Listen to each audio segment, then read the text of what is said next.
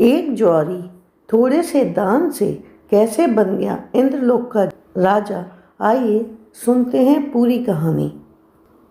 एक ज्वारी था, दिन रात जुआ खेलने की लत थी उसे। सब कुछ उसने जुए में लुटा दिया। एक दिन उसे जुए में कुछ पैसे मिले। उन पैसों से उसने अपनी प्रियतमा वैश्या के लिए कुछ सामान खरीदा। उसने उन पैसों से थोड़ा सा इत्र, एक माला एवं चंदन खरीदा और कामातुर होकर जल्दी जल्दी अपनी प्रियतमा वैश्या से मिलने के लिए चल दिया।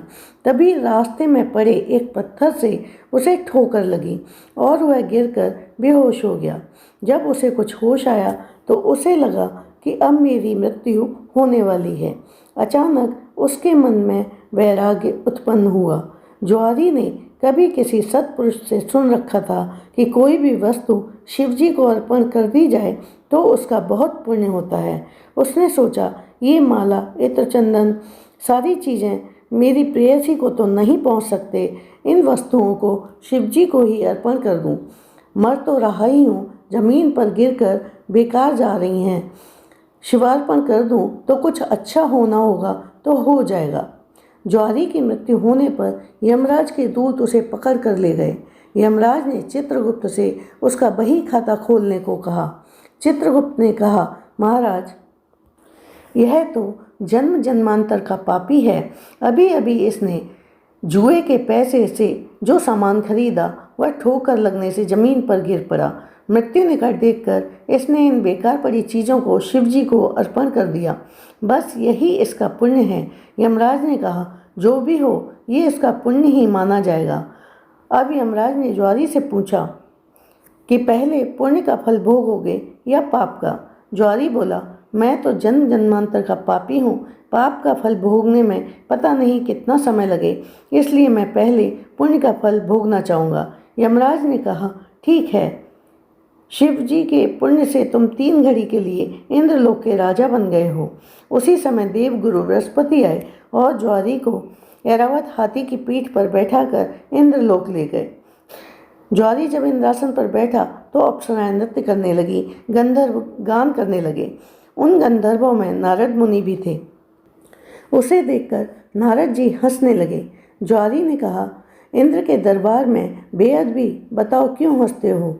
नारद जी बोले, ज्वारी, तू जीवन भर जुआ खेलता रहा। अंत समय तूने सोचा माला, इत्र एवं चंदन सब बेकार ही जा रहे हैं, इन्हें शिवार्पण कर दूं तो कुछ अच्छा होना होगा तो हो जाएगा, नहीं होगा तो मर तो रहे ही हैं। इसी के पुण्य से तुम 3 घड़ी के लिए ही सही इंद्रलोक के राजा बन गए, इसलिए मुझे हंसी आ रही है।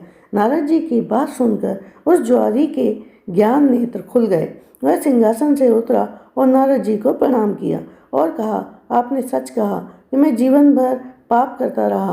अंत समय अनजाने में किए गए दान से शिव जी ने प्रसन्न होकर मुझे 3 घड़ी का इंद्रासन दे दिया। आज से मैं शिव जी की शरण हो गया। शिव के समान कोई दाता नहीं है, शिव के समान कोई देव नहीं है। इतना कहकर ज्वारी ने इंद्रलोक की निधियों को, ऋषियों को दान करना शुरू कर दिया। अगस्त जी को ऐरावत हाथी, उच्चैश्रवा घोड़ा, विश्वामित्र को कामधेनु गाय, वशिष्ठ को चिंतामणि रत्न, गालव ऋषि को और कल्पवृक्ष कौंडिन्य मुनि को दान कर दिया। भगवान शिव को प्रसन्न करने के लिए ज्वारी ने कुछ ही देर में सारा इंद्रलोक दान कर दिया। तभी 3 घड़ी बीत गई। वह फिर यमलोक को पहुंचाया गया। इंद्र जब वापस आए तो अमरावती ऐश्वर्य शून्य थी। इंद्र ने जब ऐरावत हाथी, कामधेनु, पारिजात वृक्ष को नहीं देखा तो क्रोधित होकर पूछने लगे, ये सब कहाँ चले गए? तब देवगुरु बृहस्पति बोले, उस ज्वारी ने सब कुछ दान दे दिया। तब इंद्र देवगुरु को लेकर यमपुरी पहुंचे और ज्वारी की शिकायत करने लगे। यमराज ने ज्वारी को बुलाकर उससे अपना पक्ष रखने को कहा। ज्वारी बोला, हमें जो करना था हमने कर दिया, अब आपको जो करना है वो आप करो।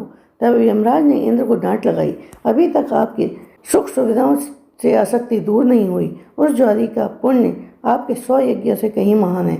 जाइए, ऋषियों के चरणों में पड़कर उनसे याचना करके अपने रत्न लौटा लीजिए। यमराज ने ज्वारी से कहा, दान का पुण्य भूलोक में होता है, स्वर्ग में दान नहीं करना चाहिए, इसलिए तुझे नरक की यातना भोगनी पड़ेगी। तब चित्रगुप्त ने यमराज से कहा, शिव के नाम पर कहीं भी कुछ भी दिया जाए, चाहे वो स्वर्गलोक हो या भूलोक, उसका अक्षय पुण्य होता है। इसके जितने भी पाप थे वो सब भगवान शिव के प्रसाद से भस्म होकर पुण्य में बदल गए।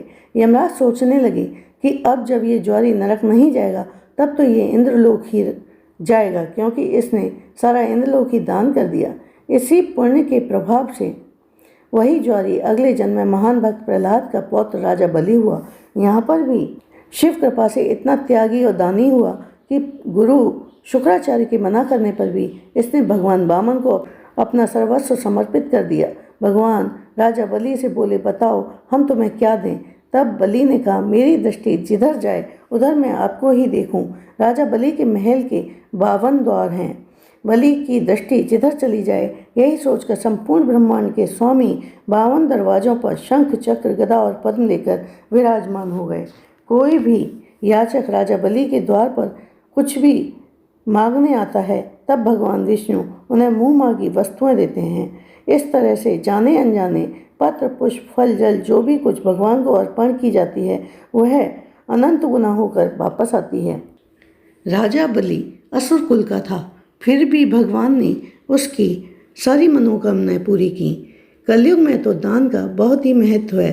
दान कभी व्यर्थ नहीं जाता, अतः जो भी आपकी सामर्थ्य हो उतना दान अवश्य करना चाहिए। राधे राधे।